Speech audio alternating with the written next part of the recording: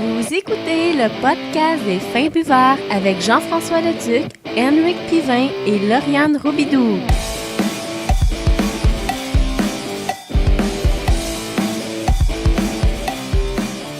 Bonjour tout le monde, bienvenue à cette 41e épisode du podcast des Fins Buveurs. Je suis votre hôte JF Leduc, à mes côtés, Lauriane. Bonjour. Ça va bien? Ça va très bien. T'as l'air en feu? Un peu trop. Les bras dans les airs, c'est la paix. Ah bon, parle-moi de cette semaine, Lauriane. On va faire un retour comme qu'on fait tout le temps sur notre semaine, une semaine brassicole. Yes, monsieur. De dégustation. Cette semaine, nous autres, on a fait une dégustation Oui. qui est en lien avec notre dégustation du podcast qui s'en met tout de suite après. C'est comme il y a un lien à faire. Un lien qui vient de la même microbrasserie. Ouais, puis de la même gamme de produits. Dans le fond, on a goûté de la gamme l'Étoile du Brasseur d'Épée de Caribou, leur vin d'orge, qui est la fameuse bouteille blanche qui est avec le bout de cire orange. Orange dessus. Exact. Fait qu'on l'a dégusté. Qu'est-ce que t'as pensé? Surprise.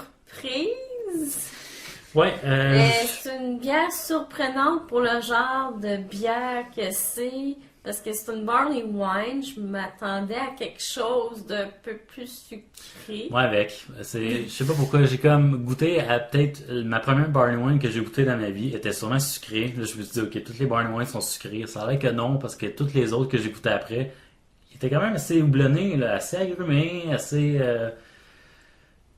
C'était différent. C'était différent. Juste pour faire un peu le résumé, la bière avait une espèce de robe orangée qui était assez spéciale comme bière. Au nez, j'avais les goûts de fruits tropicaux, un peu d'ananas, mais je sentais pas encore l'amertume.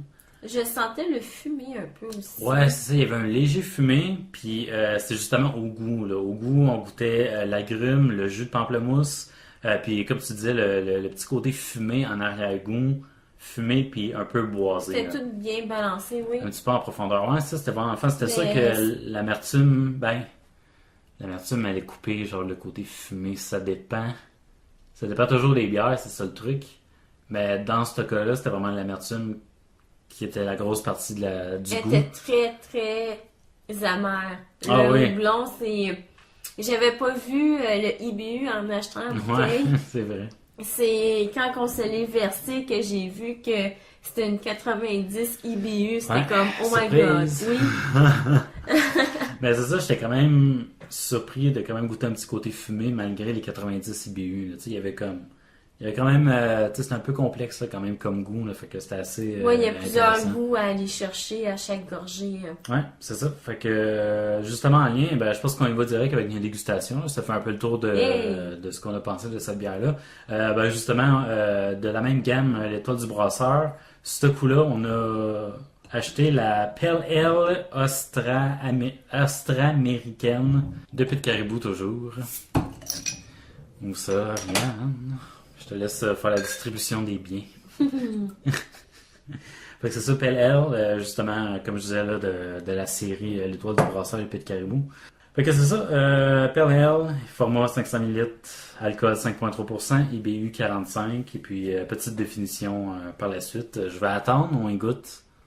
On verra santé, là, Yann. Santé. Yes.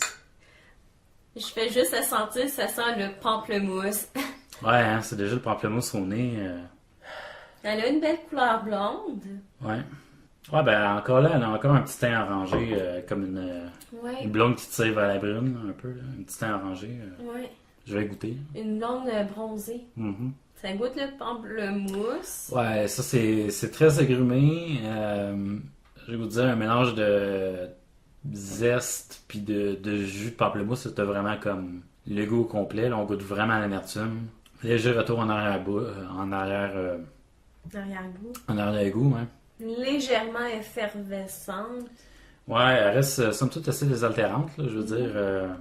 Bière d'été au soleil quand il fait chaud, c'est agréable. Ouais, c'est ça. Très, très houblonné là, pour une Pale Ale, habituellement habituellement que le IBU est un petit peu en dessous de 45. Là. 45, c'est quand même assez élevé. Là, on parle quand même d'une quasiment une IPA. Là. en termes de goût, là, ça se rapproche beaucoup. Dans le fond, la description qu'il y a sur la bouteille pour cette bière-là, ils disent que c'est cette pale ale austro-américaine est née d'un mariage fruité de 2 houblons américains, Citra et Simcoe, avec un houblon australien, le Galaxy, lui apportant des arômes et une amertume plus prononcée que les pale ale anglaises, 45 IBU. Puis, il y a aussi une petite description qui parle de l'étoile du brasseur. Dans le fond, l'origine un peu de leur série.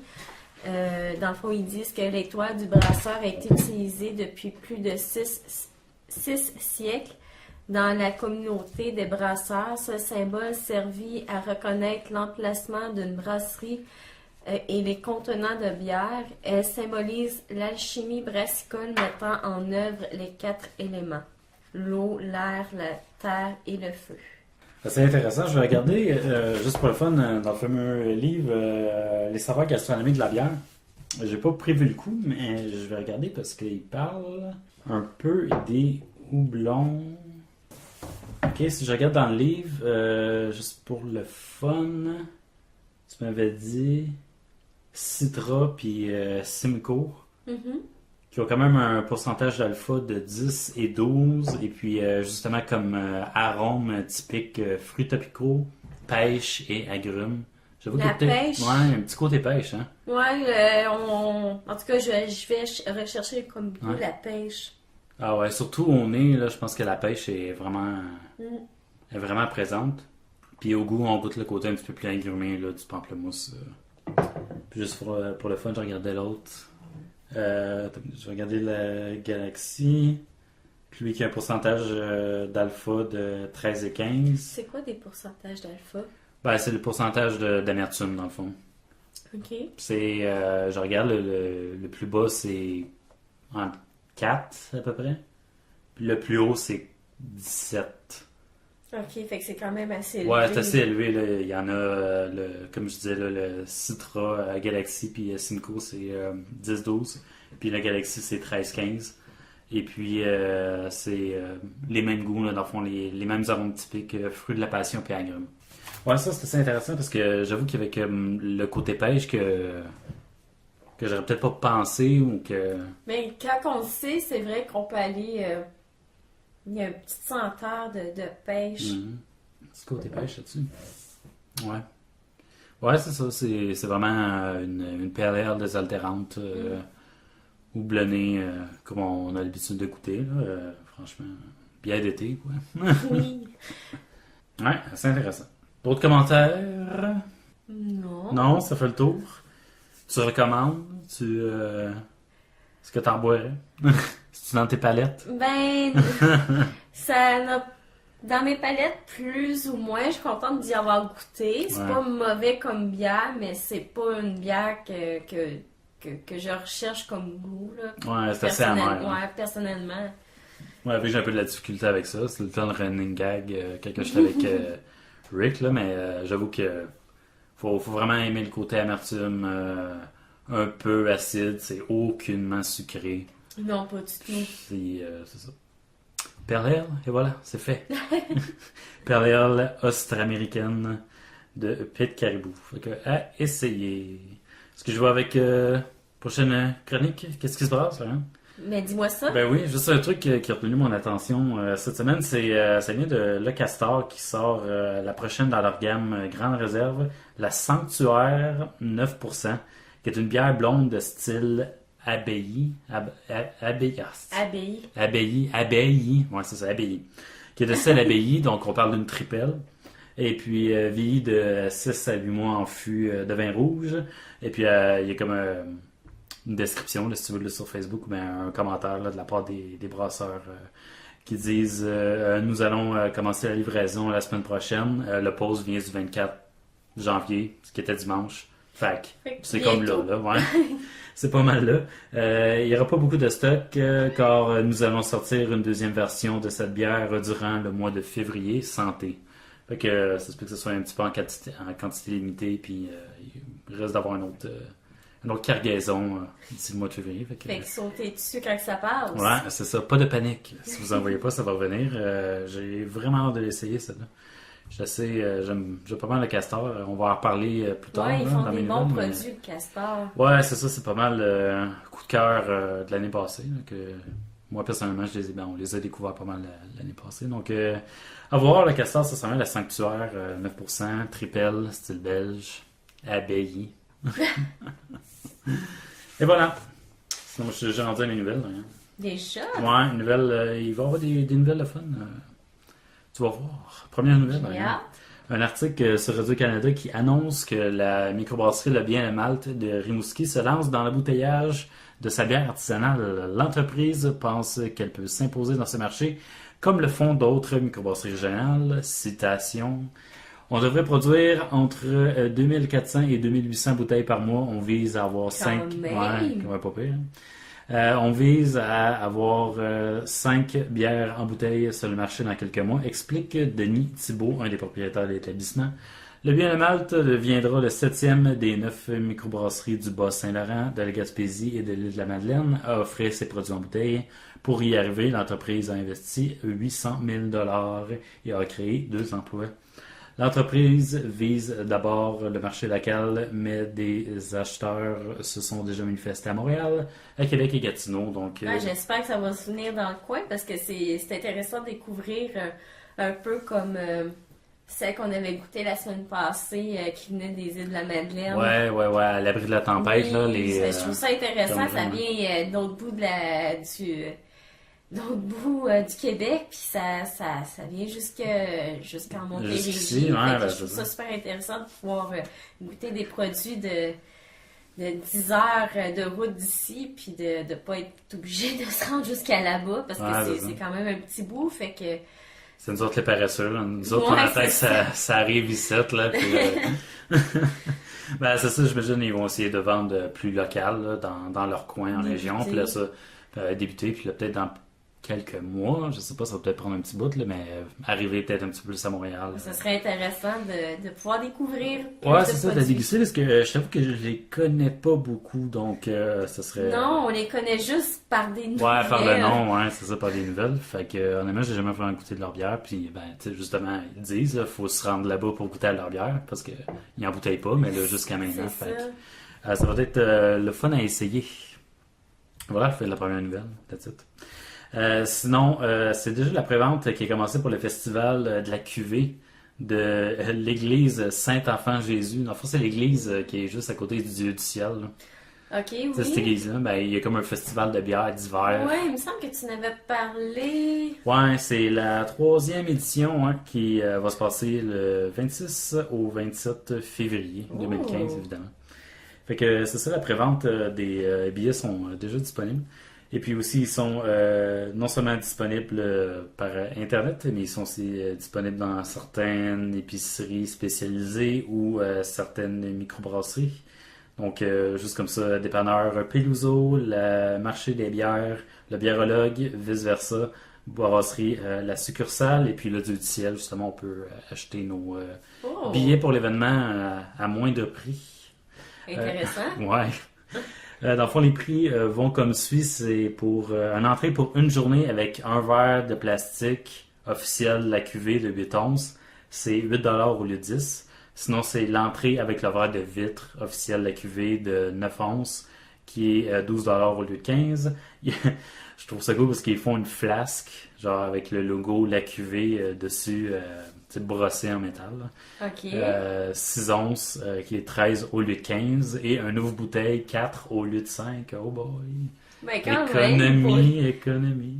Pour les collectionneurs, c'est intéressant. Fait que j'avais pas eu la chance d'aller à cet événement-là l'an passé, mais je risque de peut-être faire un tour cette année, ça pourrait être le fun de peut-être, on ira. Présente! Ouais!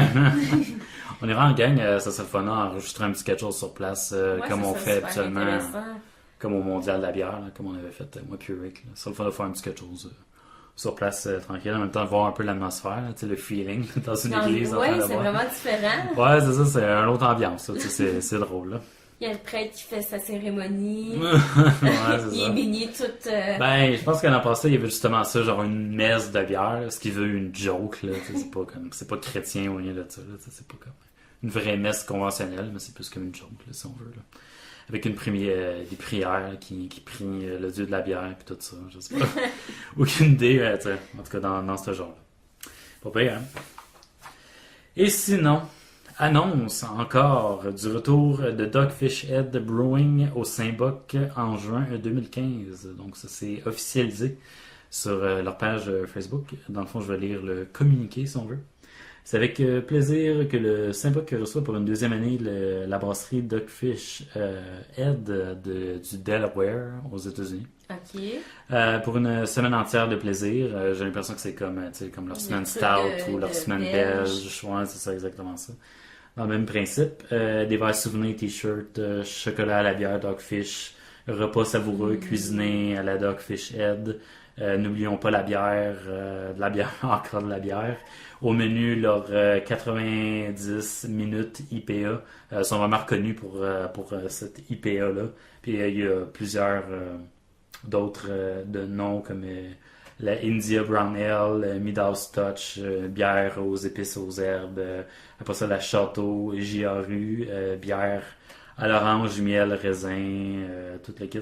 Mon Dieu, c'est original. Ouais, c'est ça, sont assez spécial Dogfish Head. La seule raison, je pense que j'avais dit la même affaire l'an passé, mais la seule raison pourquoi je les connais, parce que il y a une émission sur Netflix qui s'appelle Brewmasters, Oui. qui se veut un peu une série télé-réalité Le avec eux microbrasserie. autres. Ouais, ben c'est avec eux autres, genre, puis OK. ils parlent un peu de leur processus, comment ils font une bière. Puis eux autres font des bières pour des goûts vraiment spécifiques. Puis eux autres s'intéressent à des vieilles recettes de bière qui sont un peu perdues dans les livres. OK. Puis eux autres essaient de les remettre à jour ou les refaire ou les reprendre. Puis justement faire comme des vieilles bières perdues qui étaient faites comme dans le temps de l'Égypte ancienne. Puis tout le kit. Fait que assez spécial. Réinventer les vieilles bières. Ouais, c'est ça, tu sais, leur donner une deuxième vie si on veut. Puis non, c'est assez spécial. Eux autres aiment beaucoup. Comment que je pourrais dire ça? Être original. Ouais, c'est ça, être original dans leur goût, dans leur saveur, dans leurs produits. Fait que je pense que ça va être à essayer cette année aussi. Quitte à se répéter, on ira. Je pense que ça pourrait être assez intéressant. Ouais. J'aimerais ça y aller. Ouais, moi avec goûter à ça, c'est belles affaires. Sinon, déjà, la dernière nouvelle, Ariane. Mais c'est une nouvelle. Ouais, c'est déjà terminé. Non. Mais ça va être une nouvelle assez fun parce que c'est le site redbeer.com qui ont sorti leur meilleur de 2014. Ils font ça toutes les années. OK. Puis toutes les bières qui sont sorties. Puis ils sortent toute une liste des meilleures bières, meilleures brasseries au monde.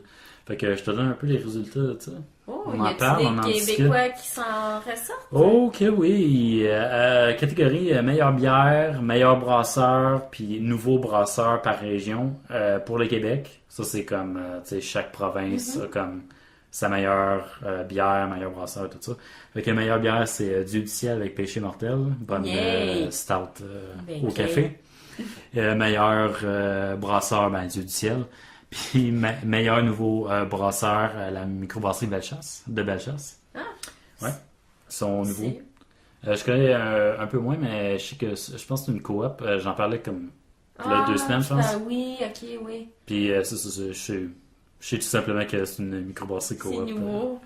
Ouais, c'est ça, c'est nouveau. Franchement, malheureusement, je peux pas toutes les connaître. Mais je suis sûr qu'elle est à découvrir. Sinon, dans la Ouais. catégorie meilleure bière au monde, Dieu du ciel, l'aphrodisiaque. Dieu du ciel, péché mortel encore une fois. Dieu du ciel, péché mortel, mais vieilli en fût de bourbon C'est américain. pas pour rien que je les aime. Ouais, c'est ça, non, c'est clair. Je sais pas pourquoi c'est un coup de cœur, tu sais. Puis c'est les 3 seules nominations pour le Canada dans cette catégorie-là. OK.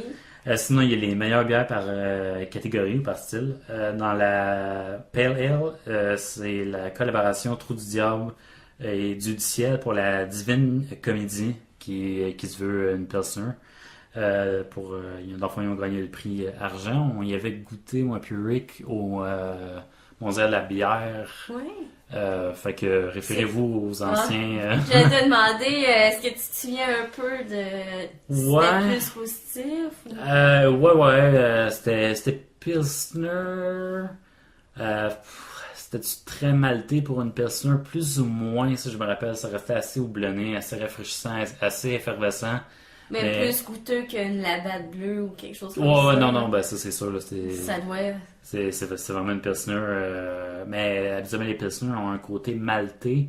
Je me rappelle pas s'il y avait comme vraiment le côté des Pilsner tchèques qu'on retrouve. Je pense que ça restait quand même une bière assez houblonnée, là, qui avait assez quand même de corps, avec un léger goût maltais, mais je pense que t'es très amer. Ouais, je pense que c'était pas mal ça. Sinon, ouais, je référais à l'épisode dont j'essaie de me rappeler, mais ça fait tellement longtemps. Un épisode antérieur. Ouais, c'est l'épisode antérieur, au Mondial de la bière. Allez écouter ça.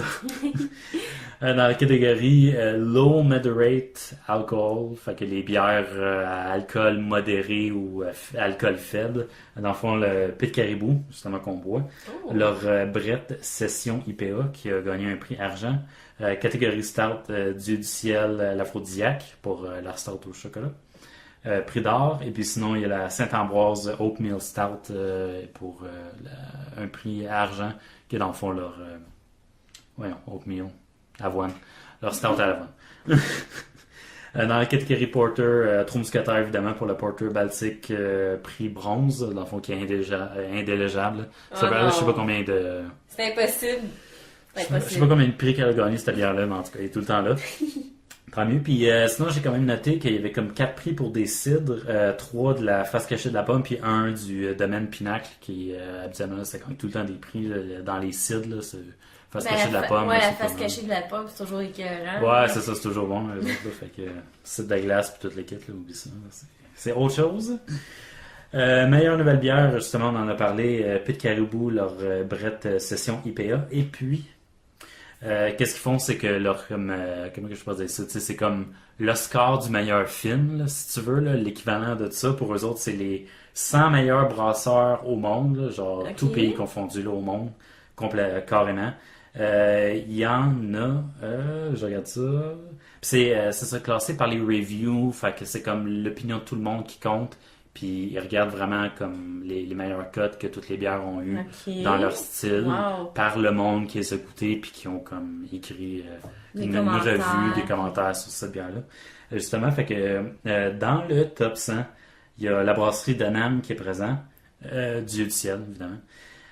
J'en parle depuis tantôt. Hey, là, s'il n'aurait pas été là. C'est clair. Trou du diable. Et puis, le truc que je trouve vraiment cool, c'est qu'il y a la microbrasserie de Castor qui sont là, qui n'étaient pas là l'an passé dans le top 100. Nice. Entièrement mérité. Là. J'ai dit qu'on en parlerait tantôt, là, mais regarde, quitte à me répéter, là, c'était ma brasserie de l'année passée là, que j'ai gagné. J'ai goûté une de leurs bières. J'ai goûté à toutes. C'est quand même hallucinant qu'il y ait 4 Québécois dans tout le monde entier des microbrasseries. Ouais, c'est ça. Il y en a plusieurs. Ah ouais, c'est intense. Puis le truc, c'est qu'ils prennent la peine de faire un top 10. Et puis Dieu du ciel est numéro 5. Oh my god, quand même! Fait que ça, c'est assez écœurant, le point de vue mondial, le point de vue... fait qu'ils sont quand même reconnus. Ouais, assez reconnus. Fait que félicitations à tous ces gagnants-là. Franchement, belle cuvée cette année. Dieu du ciel. Non, je sais pas, là, continuez. Oui!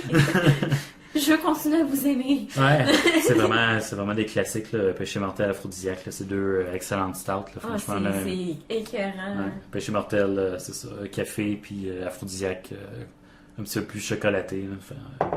Franchement, c'est dans mes tops, justement, de bières. C'est tellement des bières savoureuses. Oui. C'est des bières qui sont assez excellentes. Donc, c'est ça, félicitations à tous les gagnants. C'est pas pire. Ça m'a faim à mes nouvelles. Il n'y a pas d'autres bonnes nouvelles comme ça, là. D'autres bonnes nouvelles comme ça? Non! Non, c'est pas mal ça. C'est assez, je pense. Ouais, j'aime ça à toutes les années. C'est toujours fun de voir que le Québec se démarque à l'échelle mondiale. Là. C'est toujours le fun de voir que on reste assez connu un peu partout puis notre bière est appréciée à une échelle internationale. Yes! Fait que c'est toujours très fun. Sinon, ça va être le mot de la fin.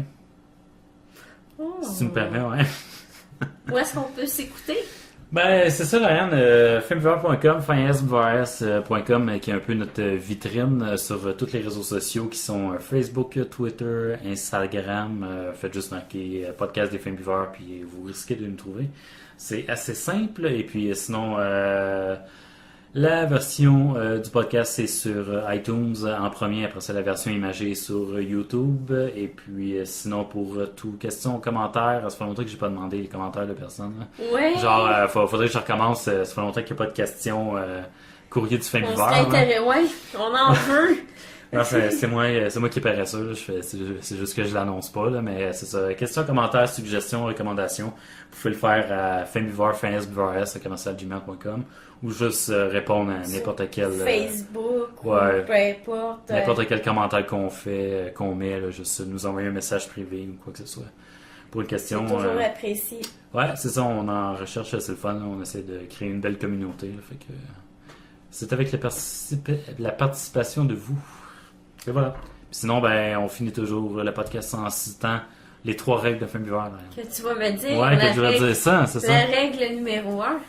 Règle numéro 1, Lauriane, un Filmviveur se doit de toujours garder le contrôle. Très important.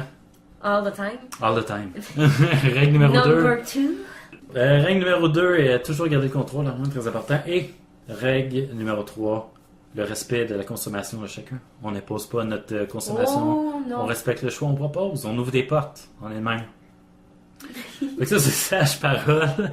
Merci tout le monde de nous écouter. Merci Lauriane d'avoir été là. C'est fort plaisant et on se dit à la prochaine. Yes. Bye bye tout le monde. Bye bye.